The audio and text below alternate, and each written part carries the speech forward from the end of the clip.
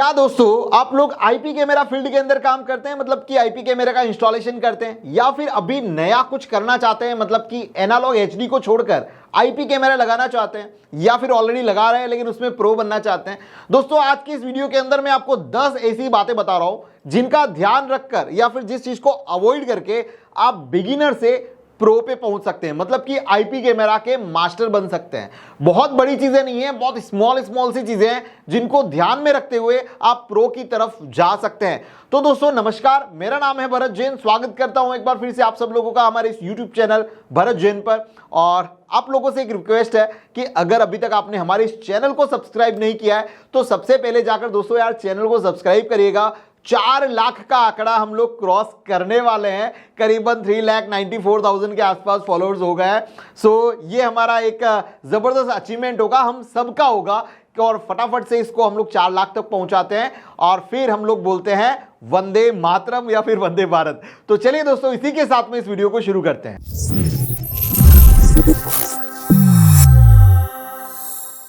दोस्तों जब भी हम लोग आईपी कैमरा के अंदर काम करते हैं हमें बहुत सारी छोटी छोटी चीजों का ध्यान रखना है ताकि हम लोग उस बिगिनर से लेकर हम प्रो लेवल तक पहुंचे। क्योंकि प्रो लेवल ऐसा नहीं होता कि आपसे कुछ ड्रास्टिकली चेंजेस करता है, वो सिर्फ इतना करता है कि वो छोटी छोटी चीजों को बहुत अच्छे से ऑब्जर्व करता है और उसके साथ में उन चीजों को ध्यान रखता है, उसको अवॉइड करता है, फिर उसको लेता है और इसके बाद में उसके जो काम के अंदर जो फिनिशिंग्स हैं वो काफी बेटर और इंप्रूव्ड नजर आती है। प्रो लेवल का मतलब एक ये भी है कि जब भी आप कैमरास लगाते हो तो उसके अंदर आगे आने वाली जो प्रॉब्लम्स हैं वो प्रॉब्लम ना के बराबर आती है। तो ऐसी कौन सी चीजें हैं? तो दोस्तों सबसे पहले अगर बात करें तो केबल। जी हाँ, जब भी आप केबल को सेलेक्ट करें उसकी क्वालिटी अच्छी होनी चाहिए। मतलब कि आप जब भी केबल को लें तो केबल अच्छी क्वालिटी का लें, ना कि आप प्राइस को देखते हुए 2 रुपए 5 रुपए यहाँ पर बचाने की कोशिश नहीं करनी है। जो भी एक अच्छी क्वालिटी का केबल है आप उसको प्रीफर कर सकते हैं। मार्केट में बहुत सारी अच्छी क्वालिटी के केबल आपको देखने के लिए मिल जाएंगे, आप उनमें से कोई भी एक बाय कर सकते हैं। दोस्तों पॉइंट नंबर 2, केबल अच्छी क्वालिटी का लेने के साथ साथ में उस केबल को आपको किस तरह से माउंट करना है उसके ऊपर भी छोटी छोटी चीजों का ध्यान रखना है। जैसे कई लोग कुछ इस तरह से कैमरा लगाते हैं और जो केबल है वो ऊपर से डायरेक्टली, अगर सब ऊपर से केबलिंग आ रही है तो ऊपर से वो डायरेक्टली कैमरा के अंदर दे देंगे। आपको ये चीज नहीं करनी, इस चीज को अवॉइड करना है। आप जो हो सके केबल को आप नीचे से फिर ऊपर की तरफ लेके जाइए। ऐसा क्यों? एक्चुअली क्या होगा कि जब भी आप ओपन में वायरिंग करते हैं और ओपन में वायरिंग करने के बाद में अगर बारिश आ रही है या फिर उस केबल के ऊपर पानी गिरा तो जो है पानी जो है वो केबल के सहारे आपके उस कैमरा के कनेक्टर तक जा सकता है और कैमरा डैमेज हो सकता है, खराब हो सकता है, मेंटेनेंस इश्यू आ सकता है। तो हमेशा आप केबल को एक यू शेप दे दें और यू शेप से फिर ऊपर की तरफ ट्राई करें। अगर आप पाइपिंग कर रहे हैं तो बहुत ज़्यादा इश्यू आने की ज़रूरत नहीं है क्योंकि आपने हर तरह से पैक किया होगा, लेकिन अगर ओपन में कर रहे हैं तो आपको इस चीज़ का ध्यान रखना है। तीसरी चीज़, हमेशा हमें कैमरास के साथ में जितने भी आउटडोर कैमराज हैं उसके साथ में हमें एक गास्केट मिलता है, वाटरप्रूफ गास्केट जिसको बोलते हैं, या फिर आप जैकेट बोल दो, जो कुछ इस तरह का दिखाई देता है, उसको आपको हमेशा यूज करना है। लोग एक्चुअली क्या टाइम बचाने के लिए, थोड़ा इजी पड़ जाए उसके लिए ये गास्केट यूज नहीं करते हैं और उस वजह से आउटडोर के अंदर 2 तरह की प्रॉब्लम आती है। पानी की प्रॉब्लम तो बहुत ऑब्वियस है, लेकिन जो एरियाज नियर सी हैं, मतलब कोस्टल एरियाज के अंदर आते हैं, वहां पर नमी लगने की वजह से उसके अंदर जंग लग जाता है, कोरोजन हो जाता है, जिस वजह से मेंटेनेंस बढ़ता है। तो इसको जितना हो सके उतना आपको पैकिंग में रखेंगे तो प्रॉब्लम आपको ना के बराबर आएगी। उसके साथ साथ में आपको इंक्लोजर बॉक्स यूज करना है। अगर आउटडोर यूज कर रहे हैं तो use this type of enclosure box, जिसके अंदर इंडोर की क्वालिटी आपको अलग देखने के लिए मिलेगी, आउटडोर की क्वालिटी अलग देखने के लिए मिलेगी। अच्छी क्वालिटी में 5 या 10 रुपए का वेरिएशन आता है, इससे ज्यादा दोस्तों वेरिएशन नहीं आता। तो यहां पर भी आप अच्छी क्वालिटी का जो प्लास्टिक है अगर आप उसका यूज करोगे तो आपके लिए बेटर होगा, वरना अगर 10 रुपए बचाने जाओगे तो यहां पर यह होगा कि धूप लगने के बाद में वो पीला हो जाएगा, टूट जाएगा, है ना, तो वहां पर वो ऑलरेडी आपके काम को खराब दिखाएगा। तो इस चीज का भी आपको ध्यान रखना है। दोस्तों 4 नंबर के पॉइंट पर आता है कि आप जब भी केबल का इंस्टॉलेशन करते हैं तो आपको ध्यान रखना है उसकी लेंथ के बारे में। जी हाँ, अगर आप लेंथ, आपको पता है कि कैट 6 है तो कैट 6 आप कितने मीटर तक आप लेके जा सकते हैं, दैट इज द आइडियली जो है अगर आपको उसकी पूरी 90 एमबीपीएस या फिर 100 एमबीपीएस अगर उसका यूज करना है, जो एक केबल की स्ट्रेंथ है, तो उसके अकॉर्डिंग जो IEEE का जो रूल है उसके अकॉर्डिंग आप करीबन इसको लेइंग करोगे 90 मीटर, यानी कि अप टू 90 मीटर में आपको काफी अच्छा रिजल्ट और बेटर रिजल्ट आएगा। अगर इसके ऊपर जाते तो ये नहीं बोलूंगा कि वो चलेगा नहीं, लेकिन उसकी क्वालिटी के साथ में, उसके जो प्रोडक्शन है उसके साथ में आपको कॉम्प्रोमाइज करना पड़ सकता है। तो आपको 90 मीटर का ध्यान रखना है। दूसरा, मैंने कई लोगों को देखा है जैसे कि जो इलेक्ट्रिशियंस हैं या फिर जो इस तरह का काम करते हैं और उनको केबल दौड़ाना सिर्फ इलेक्ट्रिक केबल की तरह लगता है, ऐसा नहीं है। जब भी आप लेन केबल या फिर डेटा केबल आप जब लेइंग करते हो तो उसके अंदर जॉइंट नहीं आना चाहिए। कई लोग बोलते हैं जॉइंट लगा दो चलता है, कोई प्रॉब्लम नहीं आती है। भाई प्रॉब्लम ऑन द स्पॉट तो नहीं आती है, लेकिन आगे आने वाले टाइम के अंदर 2-5 महीने के बाद में, 6 महीने के बाद में आपको उस जॉइंट के अंदर तकलीफ आएगी, आपको वो जॉइंट ओपन करना पड़ेगा, फिर से लगाओगे, तो वो सक्सेसफुल मेथडोलॉजी नहीं है। तो आपको जॉइंट से बचना है। उसके साथ साथ में कुछ लोग बोलते हैं यार जो जॉइंटर आते हैं लेन के कुछ इस तरह के, उसको यूज करें, तो मैं उसको भी आपको प्रीफर नहीं करूंगा, क्योंकि ये भी कोई एक सक्सेसफुल प्रोसेस नहीं है। तो आप जितना बन सके direct end to end cable use करें, जिसके अंदर कोई भी जॉइंटर और लेंथ के साथ में खिलवाड़ ना करें और कोई भी जॉइंट ना लगाएं। दोस्तों इसी चीज के अंदर आपको हमेशा ये भी ध्यान रखना है कि जब भी डेटा केबल अगर आप लेइंग कर रहे हैं, जहां पर वीडियो है आपके पास में डेटा है, तो उसको 3 फेज की जो केबलिंग है, 3 फेज जहां से भी आ रहा है उससे करीबन 1 मीटर के आसपास का डिस्टेंस बनाए रखें। अगर आप उसके साथ में केबल को लेइंग करोगे तो यहां पर डेटा के साथ में प्रॉब्लम आपको आ सकती है, आपको लेटेंसी इश्यूज आ सकते हैं, लेगेसी आ सकती है, तो वो आपको नहीं करना है। कई लोग पूछते हैं कि यार ये जो इलेक्ट्रिक वाला जो अपना नॉर्मल केबल है उसके साथ में कोई प्रॉब्लम नहीं है, जो सिंगल फेस है जहां से आपका एक ट्यूबलाइट चल रही है, आपका एक फैन चल रहा है, उसके साथ में इशू नहीं है, लेकिन जहां पर 3 फेज है वहां पर आपको इस चीज का ध्यान रखना है। दोस्तों 5वीं चीज भी केबल से रिलेटेड है। आपके सभी केबल अगर एक जगह पर आ रहे हैं तो लोग क्या करते हैं, डायरेक्टली सीधा स्विच के अंदर लगा दिया। ये प्रोसेस नहीं है। लेन केबल एक बहुत ही अच्छा एक हमारे लिए टूल हो जाता है। जब भी हम बड़ा प्रोजेक्ट करते हैं तो वहां पर कुछ इस तरह से आप पूरा केबल मैनेजमेंट कर सकते हो, जो दिखने में भी काफी अच्छा लगता है। उसके साथ साथ में जब ट्रबल शूटिंग की बात आएगी तो भी आपके लिए काफी मददगार होगा। आप इस तरह से पेच पैनल लगा सकते हो, यहां पर आप हर एक केबल के ऊपर नंबरिंग कर सकते हो। नंबरिंग करने के लिए भी आपको बहुत सारे टूल यहां पर देखने के लिए मिल जाएंगे जो मार्केट में होते हैं। बहुत ईजी होता है उसको इंस्टॉल करना, उसको लगाना। जो जब आप इस तरह का काम करते हो, उसके फोटोग्राफ्स, उसके वीडियोस जब आप आपके क्लाइंट के साथ में शेयर करोगे तो आपकी रेपुटेशन बाय डिफॉल्ट बढ़ जाती है, प्रॉब्लम्स ना के बराबर आती है। दोस्तों 5वीं चीज पे यहां पे आते हैं। 5वां नंबर का जो पॉइंट है दैट इज द अबाउट, पूरा इंस्टॉलेशन आपका हो गया और अब आपको कैमराज ऐड करने। तो कई सारे लोग जो हैं जो अभी नए नए इस इंडस्ट्री के अंदर आए हैं या फिर बिगिनर लेवल पर आए, तो कंपनी उनको एक नया फीचर दे रही है that is the quick add.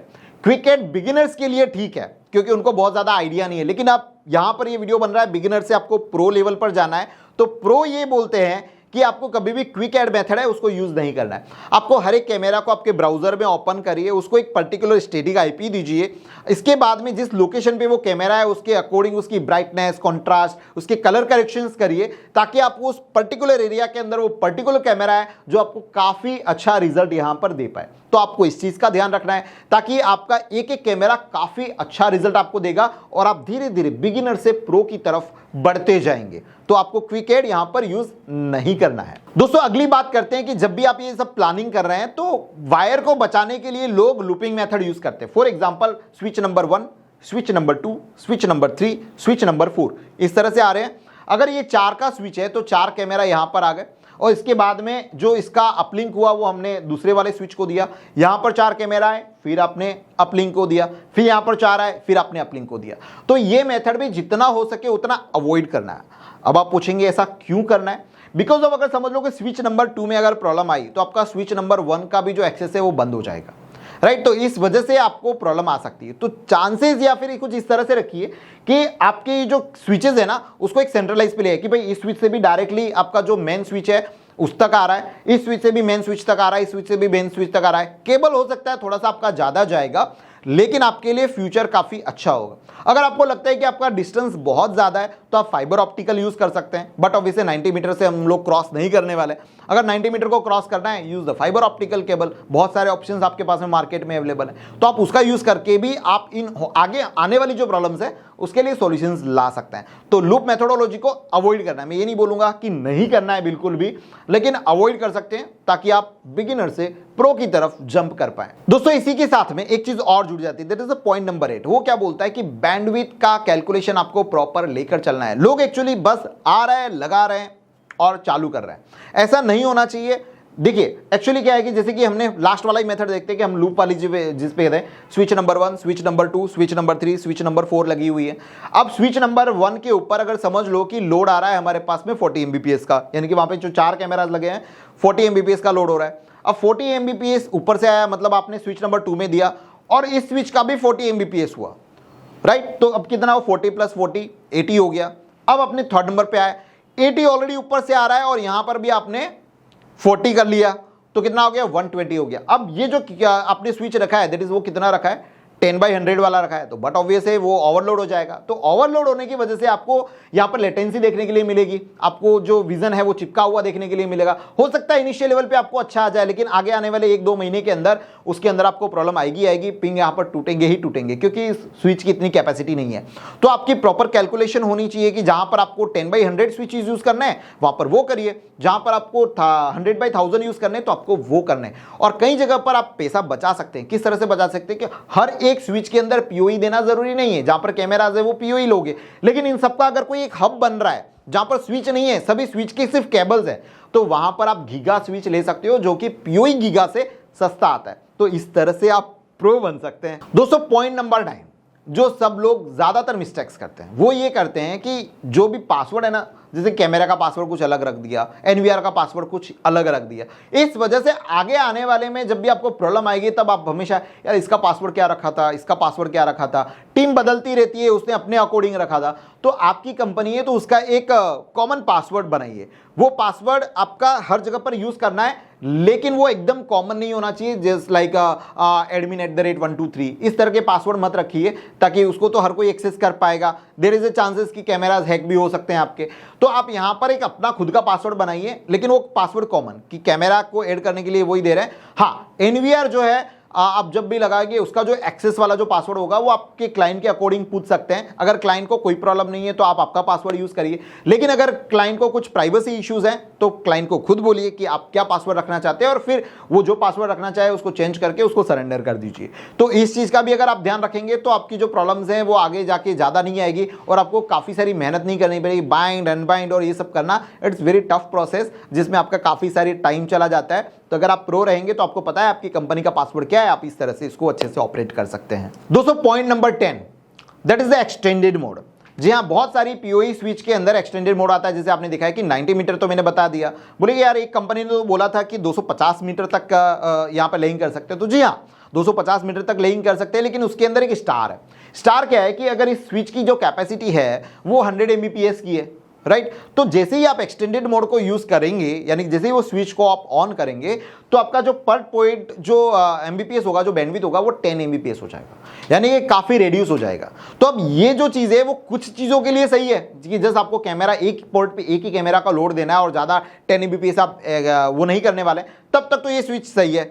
लेकिन अगर आपका जहां पर लोड ज्यादा बढ़ रहा है, कैमरा अगर आपने 5 मेगापिक्सल का लगाया, 8 मेगापिक्सल का लगाया, तो वहां पर ये एक्सटेंडेड मोड काम नहीं करने वाला है। तो 1-2 मेगापिक्सल के लिए सिंगल लोड के लिए ठीक रहेगा, लेकिन आपको इस चीज का ध्यान रखना है कि कहां पर आपको एक्सटेंडेड वाले स्विच यूज करने हैं और कहां पर आपको नहीं करना है। तो दोस्तों ये ओवरऑल ऐसे 10 पॉइंट है जिसका आपको अच्छे से ध्यान रखना है। जो चीज आपको अवॉइड करनी है वो आपको अवॉइड करनी है, और ये छोटे छोटे स्टेप्स का आप यूज करके बिगिनर से आप प्रो लेवल पर पहुंच सकते हैं। लोगों को आपका काम पसंद आएगा। आगे आने वाले फ्यूचर के अंदर आपको बहुत ज्यादा कंप्लेन यहां पर देखने के लिए नहीं मिलेगी। काम आपका एकदम साफ सुथरा होगा। मेरा काम है आप लोगों को बिगिनर से प्रो लेवल तक पहुंचाना। अगर वीडियो पसंद आया हो तो दोस्तों वीडियो को लाइक जरूर करिएगा, दूसरे अपने जितने भी भाई हैं उनके साथ में शेयर करिएगा। हम हमारे चैनल को अभी फिलहाल 4 लाख पर पहुंचते हुए देख रहे हैं, तो आप लोगों से सबसे ये रिक्वेस्ट है कि अगेन कि हमारे चैनल को सब्सक्राइब करिएगा। इंस्टाग्राम आईडी पे भी हम लोग बहुत कुछ अच्छा कर रहे हैं। शॉर्ट वीडियोस रील के थ्रू मैं आप लोगों तक पहुंचने की कोशिश कर रहा हूं, तो वहां पर जाकर फॉलो जरूर करिएगा Bharat_KJM पर। मिलते हैं किसी नए वीडियो में इसी तरह की कोई इन्फॉर्मेशन के साथ में। तब तक आप सब लोगों का तहे दिल से बहुत बहुत धन्यवाद। जय हिंद।